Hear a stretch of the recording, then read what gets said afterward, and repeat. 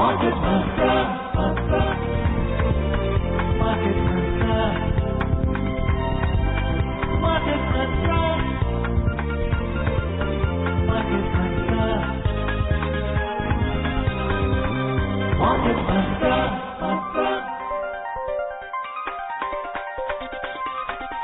Market Mantra. Good evening and welcome to the Saturday edition of Market Mantra, in which we give you a complete update on the economic news of the day. Today we'll also be taking calls from you, our listeners, and any queries that you may have on business, economic and stock market matters.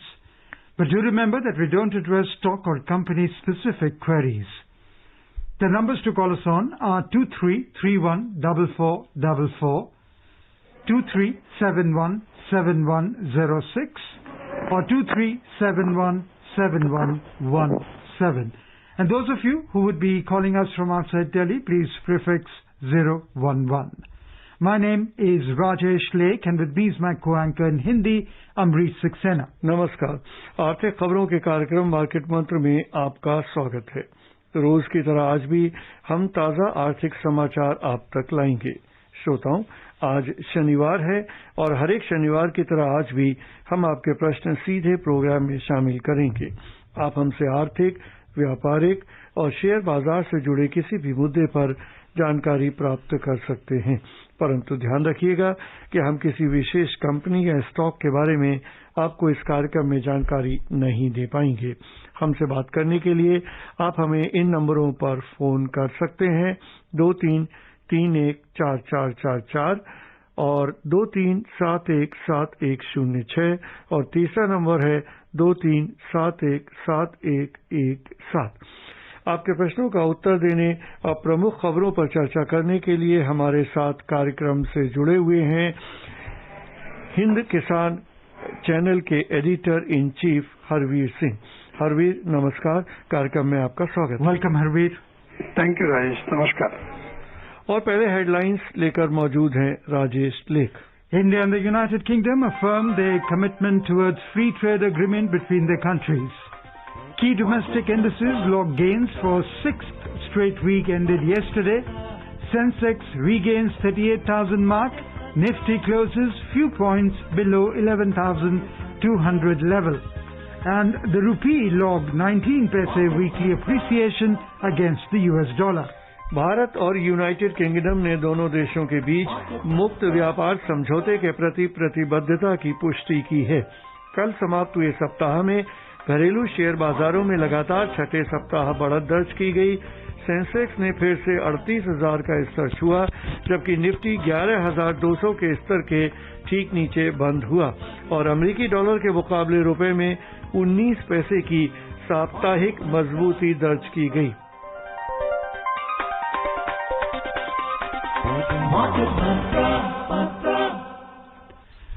India and the United Kingdom have affirmed their shared commitment towards free trade agreement between their countries. The two sides will engage into early harvest schemes or limited trade agreements in a staged manner, marking preparatory steps towards free trade agreement. The declaration was announced during the 11th Joint Economic and Trade Committee meeting, which was held virtually yesterday. Minister for Commerce and Industry Piyush Goyal and UK Secretary of State for International Trade, Ms. Elizabeth Truss, co-chaired the meeting. Minister of State for Commerce and Industry, Hardeep Singh Suri, and his UK counterpart, Minister of State for International Trade, Mr. Ranil Jayawardena, were also present during the meeting.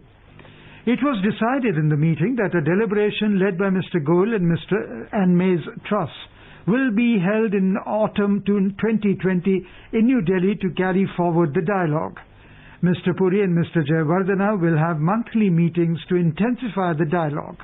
Both sides also resolved to cooperate in health sector, especially in view of the COVID-19 pandemic.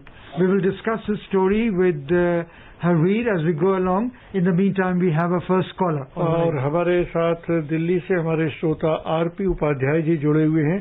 Upadhyay ji नमस्कार, बताइए क्या पूछना चाहते हैं। नमस्कार। हाँ नमस्कार sir, market मंत्रा की टीम को और सभी सुनने वालों को। Sir, I am a senior citizen of 72 years. जी धन्यवाद जी। मेरा एक जनरल सवाल है कि बैंक में जो एफडी हम लोग कराते हैं उसके एक तो रेट ऑफ इंटरेस्ट कम कर दिया, डीए भी फ्रीज कर दिया, आईडीए भी कम कर दिया, महंगाई दिन बढ़ रही है और डिस्पेंसरी से हम लोग दवाई लेना कोई आसान नहीं है। तो ये कौन से आंकड़े हैं कि जिसकी वजह से ये महंगाई कम हो रही है? जनता के लिए तो महंगाई बढ़ रही है, डीजल के रेट इतने बढ़ गए जो सभी पे इफेक्ट है, चाहे छोटा है, बड़ा है, गरीब या अमीर है। अब we have got your question. Harvir, क्या कहना चाहेंगे आप? देखिए राजेश, असल में अभी ये जो इंटरेस्ट रेट हैं वो तो मार्केट ड्रिवन हो गए हैं और आरबीआई भी महंगाई और लिक्विडिटी दोनों को ध्यान में रखते हुए पॉलिसी रेट्स तय करते हैं और ये डाउनवर्ड ट्रेंड है। उसका मकसद ये है कि जो लो इंटरेस्ट रेट पर रिसोर्सेज अवेलेबल हों जिससे कि इकोनॉमी के ग्रोथ को फ्यूल किया जा सके।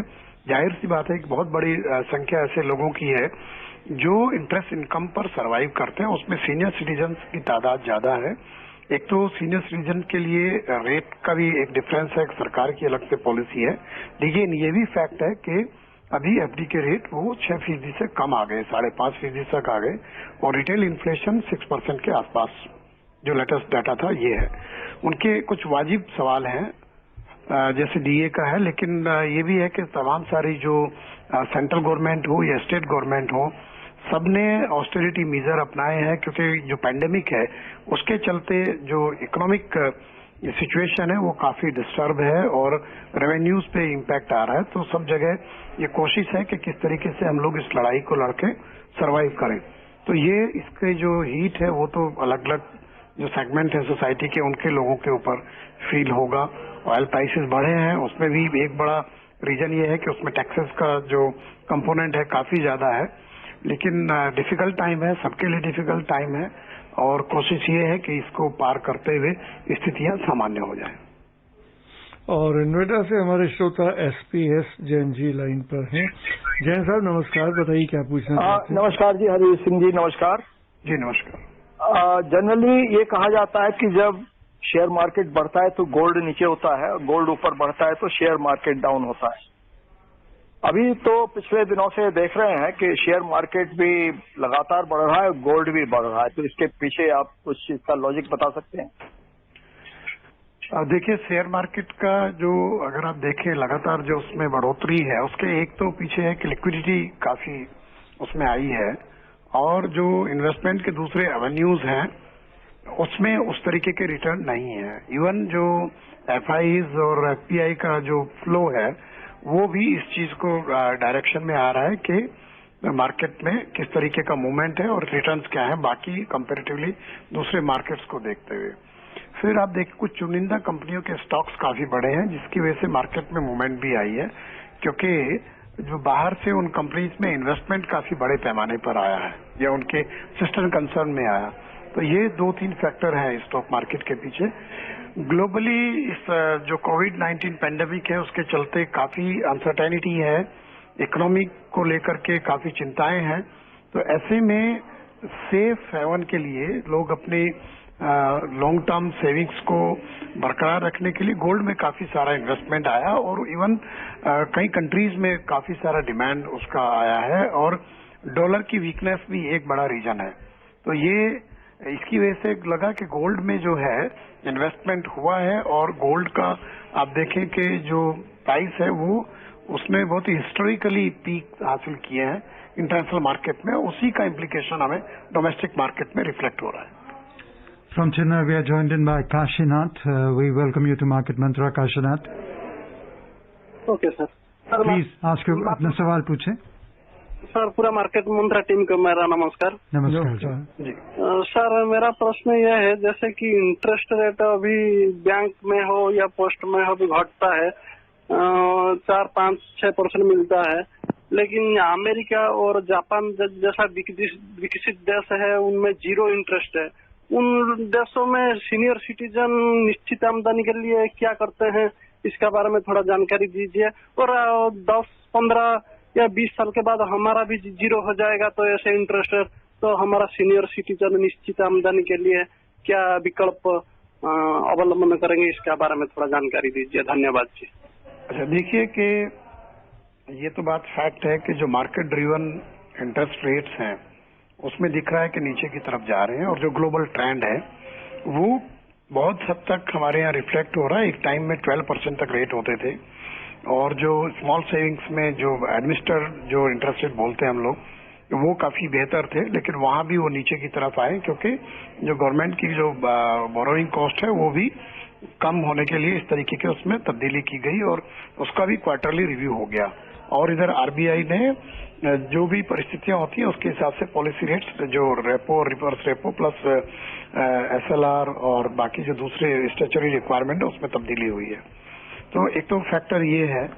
जहां तक आपने कहा कि जो वेस्टर्न कंट्रीज हैं, अमेरिका और दूसरे देश हैं, वहां पर सोशल सिक्योरिटी के डिफरेंट प्रोडक्ट्स अवेलेबल हैं। लोग पेंशन में समय रहते इन्वेस्ट करते हैं। दूसरे, वहां की जो सरकारें हैं वो सोशल सिक्योरिटी प्रोवाइड कराती हैं फाइनेंशियली। अगर अभी भी आप देखेंगे जो कोविड-19 का जो संकट है उसमें डायरेक्ट बेनिफिट ट्रांसफर, डायरेक्ट लोगों के खाते में पैसा देना, या अनएम्प्लॉयमेंट जो लोग हैं वो रजिस्टर करते हैं तो उनको आर्थिक मदद देना, ये सारे कदम वहां पर है क्योंकि उनकी जो सरकारें, उनके पास रिसोर्सेज काफी अच्छे हैं। और ये तो वहां पे इवन जो पेंशन फंड्स हैं वो बहुत मजबूत हैं। अभी वो सोशल सिक्योरिटी का जो स्ट्रक्चर है उस तरह हम लोग पूरी तरफ तो नहीं जा पाए, लेकिन हमारे यहाँ भी अगर आप देखेंगे जो एनपीएस है, जो पेंशन के जो सिस्टम है, और जो इवन कई सारे प्रोडक्ट्स भी हैं पेंशन के, उसमें लोगों को एनकरेज किया जा रहा है कि वो अपने जो फ्यूचर की जो सिक्योरिटी है, इकोनॉमिक सिक्योरिटी, ये सोशल सिक्योरिटी हासिल करने पर काफी फोकस करें। तो हमें उसी डायरेक्शन में जाना पड़ेगा। सिर्फ ये एफडीज में आप पैसा जमा करके और सोशल सिक्योरिटी या फ्यूचर की जो अर्निंग्स हैं वो इंश्योर कर पाएंगे, उसको लेकर के फ्यूचर उतना इंश्योर नहीं कर रहा है। गाजियाबाद से हमारे श्रोता गौरव लाइन पे हैं। गौरव नमस्कार, बताइए क्या पूछना चाहते हैं। नमस्कार हरवीर जी। जी नमस्कार। सर, मेरा सवाल है ये न्यूट्रिशनल वैल्यू में क्या हायर प्रोडक्शन जो हो जाते हैं दालों के और दलहनों के, तो इससे क्या न्यूट्रिशनल वैल्यूज चीजों में, दालों में कम हो जाती है? जो 1947 में जो दालें आती थी अरहर की, वो उनमें न्यूट्रिशनल वैल्यू ज्यादा थी और अब कम है, ऐसा कुछ हुआ है क्या? नहीं, देखिए ऐसा नहीं। फार्मिंग इक्विपमेंट के ऊपर है, फार्मिंग इक्विपमेंट को लीजिंग शेयरिंग के ऊपर कोई वेबसाइट है या कोई सरकारी नीति है क्या जिसमें पता लगे कि अपन यहाँ से इक्विपमेंट दे सकते हैं? क्योंकि सब तो खरीद नहीं सकते सारे इक्विपमेंट। Thank you.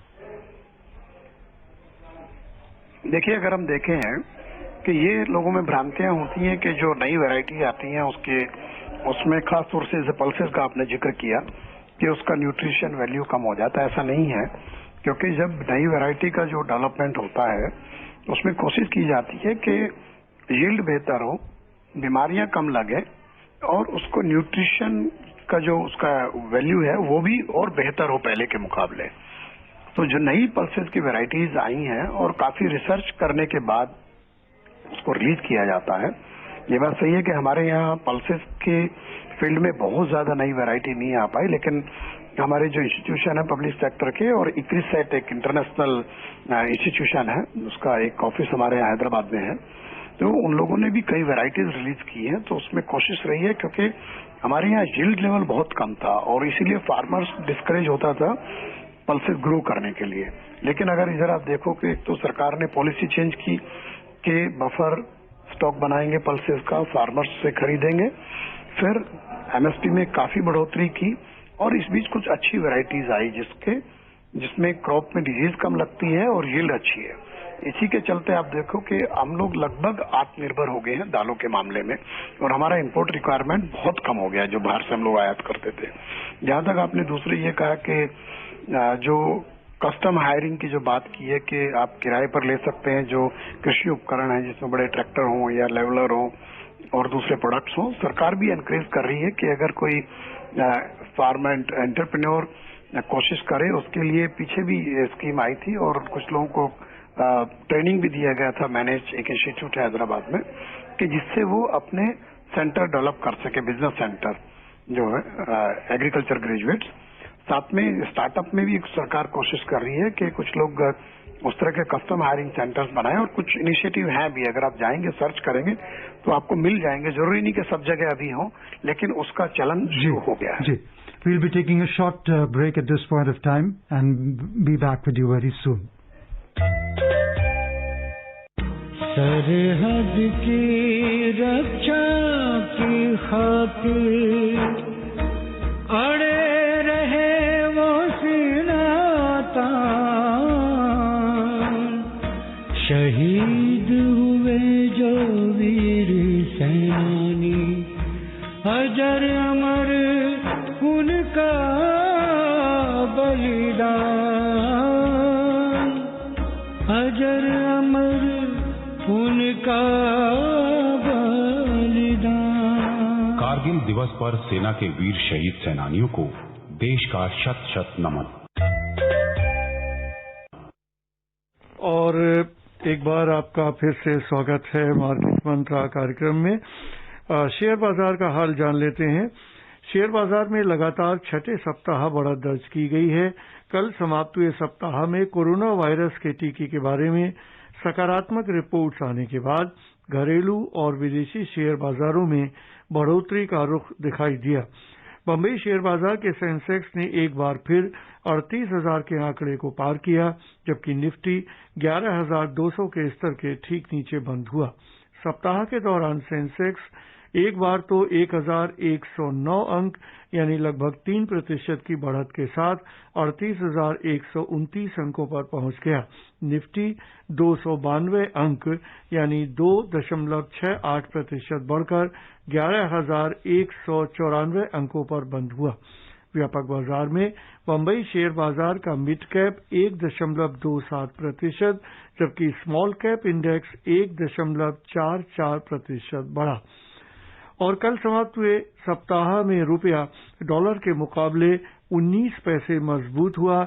एक अमरीकी डॉलर का मूल्य 74 रुपए 83 पैसे दर्ज किया गया। विदेशी मुद्रा बाजार के विशेषज्ञों का कहना है कि घरेलू इक्विटी बाजारों में मजबूती और डॉलर की मजबूती से भारतीय मुद्रा को बल मिला। दूसरी ओर अमेरिका और चीन के बीच जारी तनाव से उत्पन्न चिंता ने रुपए को और अधिक मजबूत होने से रोका। We have our next caller online with us from Mumbai, our regular listener, Muzahir Khan. We welcome you to Market Mantra. Hello जी, राजेश जी और अमरीश जी और मेरे हरिवीर जी, आप सबका बहुत बहुत स्वागत है। मैं इस आज सवाल ये पूछना चाह रहा हूँ कि ये बैंकिंग ने जैसे कि आरडी जी सवाल पूछे। हेलो जी, सवाल पूछे। हाँ, मेरा सवाल ये है कि जैसे कि अभी आरडी और एफडी वगैरह का सब ये रेट ऑफ इंटरेस्ट कम हो गया है, कि हमारे इंडिया के जो कस्टमर हैं, तो हम लोग क्या इसमें ये अपना शेयर मार्केट में आ गए हैं या म्यूचुअल फंड में चले गए हैं, कि शेयर मार्केट इनकी वजह से ही बढ़ रहा है कि ये जो उसमें रेट ऑफ इंटरेस्ट कम हुआ है। और ये अभी तक मुझे हमारे प्रधानमंत्री ने चने का वायदा किया तो चने नहीं मिले। खैर, वो जो आपका दूसरा सवाल है वो तो व्यवस्था का मसला है, लेकिन आपने जो कहा ये रेट ऑफ इंटरेस्ट तो काफी कम हुए हैं इधर एफडी के और आरडी के। और ये बात सही है कि कुछ जरूर ऐसे इन्वेस्टर हैं जिनको लगता है कि रिटर्न के लिए हम इधर जा सकते हैं स्टॉक मार्केट में, और लोग जाते भी हैं। लेकिन इसमें हमें ये भी देखना पड़ेगा कि ये अभी जो ओवरऑल इंटरेस्ट रेट्स हैं वो एक निश्चित डायरेक्शन में जा रहे हैं और वो डाउनवर्ड ट्रेंड उसमें है। तो जरूरी नहीं कि सब लोगों के पास सरप्लस इतनी आमदनी हो। ऐसे भी लोग हैं वहां पे कि जिनको ये इंटरेस्ट रेट कम होने की वजह से उनकी बोरोविंग्स उनके लिए फायदेमंद हो, उनको सस्ती ब्याज दरों पर जो है कर्ज मिल रहा हो। और अभी कुछ बैंक्स में लेटेस्ट इवन होम लोन जो है वो 60% से नीचे चले गए हैं।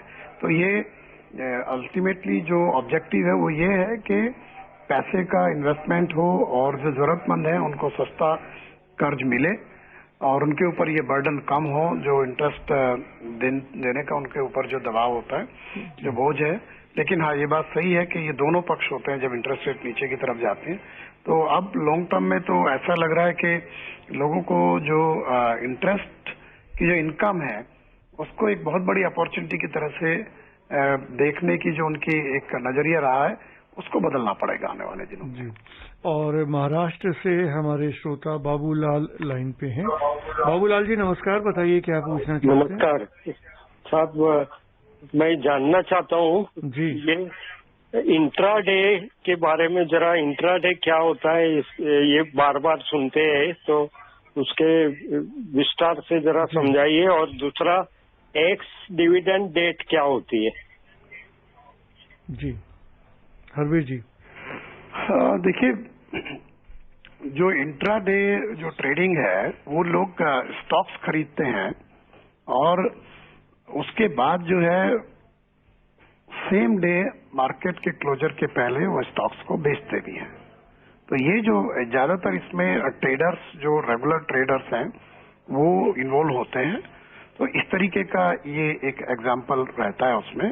तो कुछ लोग इंडिविजुअली भी एक्टिव होते हैं उसमें इंट्राडे ट्रेड के लिए। तो ये जो लोग काफी एक्सपर्टीज जिनके पास है, उनको थोड़ा इस बात का रहता है कि क्या फायदा होगा या नहीं होगा। तो नॉर्मली जो कॉमनर है, जो कॉमन इन्वेस्टर है, वो थोड़ा दूर रहता है उससे, इस तरीके के, क्योंकि इसमें बहुत जो मूवमेंट भी होता है स्टॉक्स का, बहुत फास्ट भी होता है। तो there are multiple factors, but you should know कि आपको इसके बारे में अच्छी नॉलेज और अच्छा समझ होना चाहिए, तब आप कर पाएंगे इसमें बेहतर तरीके से। We'll be taking a short commercial break, and Miss Aditya, we request you to stay with us.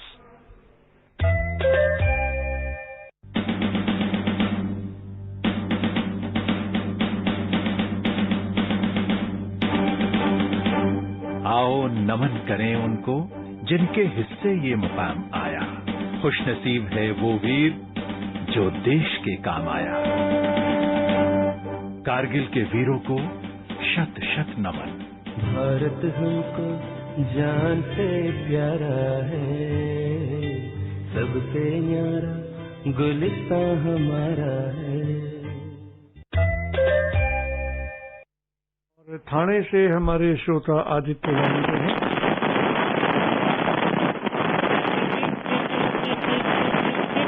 Aditya, आपकी आवाज नहीं आ रही है, आपकी डिस्टर्बेंस बहुत है लाइन में। Hello, I think we have lost touch with Aditya. Please call again. Harvi, we started off with the India-UK trade story. Yes. The two sides are going to engage into an early harvest scheme or the limited trade agreements in a staged manner. What do you have to say about that? Actually, Which is going to be a free trade agreement. Yeah, it's very important development. We are trying to have this early harvest agreement in trade with UK, as well as if you see that there is news about US with US also. In these cases, what we do, we decide both the parties. Basically, this is the bilateral agreement between two countries. So to get benefit this trade activities, in some cases or in some products or services, both the countries have strong points and weak points. So in that case, you have to give some concession in terms of duties and some other provisions. Okay. Same thing, the other country will also go in this direction. So both of the countries mutually can benefit out of this. Okay. So instead of going this multilateral platform or open trade, so and at the same time we have to go for this free trade agreement. So it is a precursor of a free trade agreement, so that we can start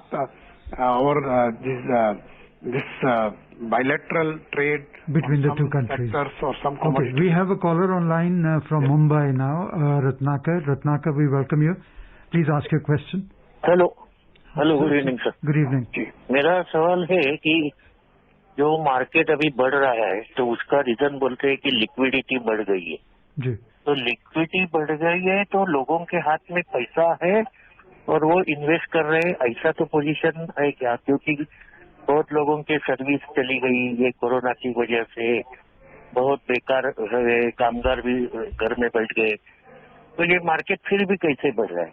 और दूसरा सवाल है कि एक news था कि आने वाले फ्यूचर में एनपीए बैंक के एनपीए बढ़ेंगे, तो ऐसे हालत में बैंक सेक्टर का आगे क्या फ्यूचर? देखिए, ये बात आपकी सही है कि अभी जो है तमाम सारी इकोनॉमिक दिक्कत आई है बहुत सारे लोगों के सामने, जॉब लॉसेस भी बहुत हुए हैं, सैलरी के डिडक्शंस भी हुए हैं, तो लेकिन उसके बावजूद मार्केट जो है उसमें ग्रोथ है और ये विजिबल है, सबको दिख रहा है कि मार्केट ऊपर जा रहा है, क्योंकि आपका सेंसेक्स हो या निफ्टी हो वो उसको लगातार ऊपर की तरफ दिखा रहा है। और ये तभी जा रहा है जब वहां पर जो एक्टिविटीज है मार्केट की, लोग स्टॉक्स में इन्वेस्ट कर रहे हैं और दूसरे लोग खरीद रहे हैं या बेच रहे हैं, तो ये तो है कि ये बिना लिक्विडिटी के पॉसिबल नहीं है।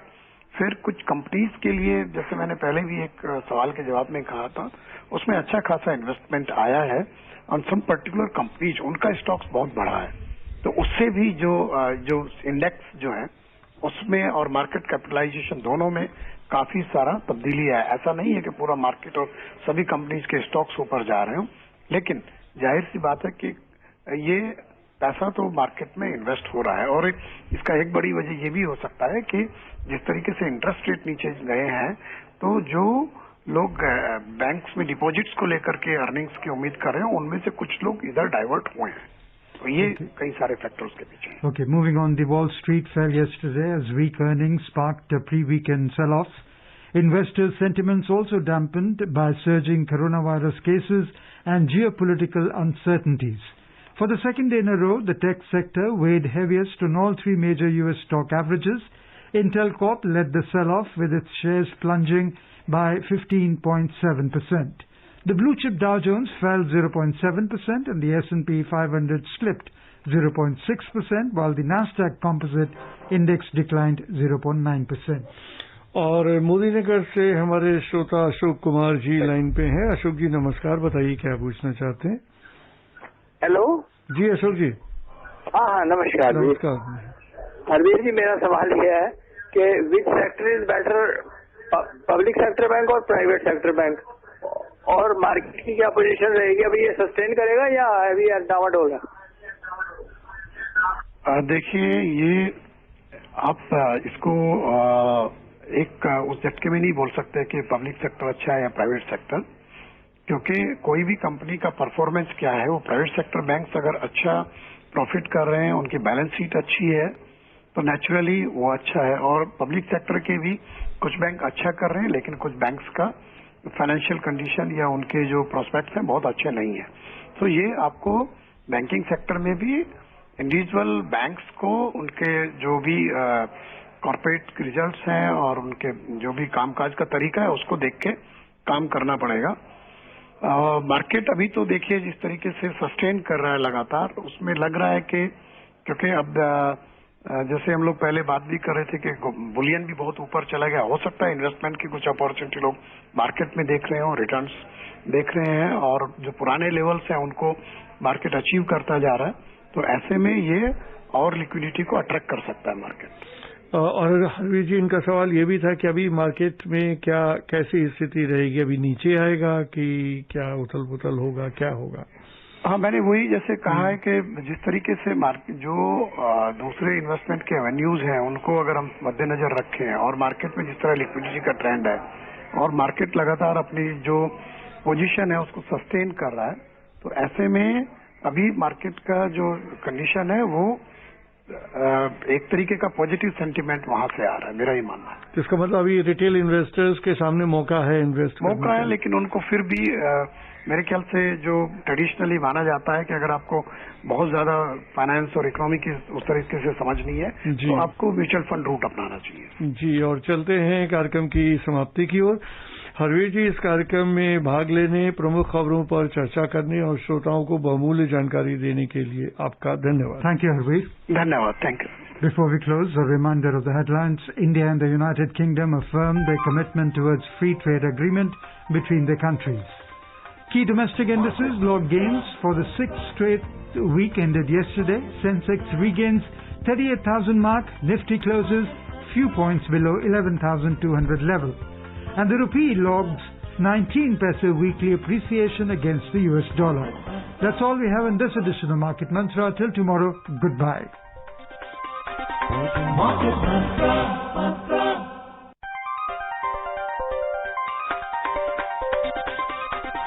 Market Mantra.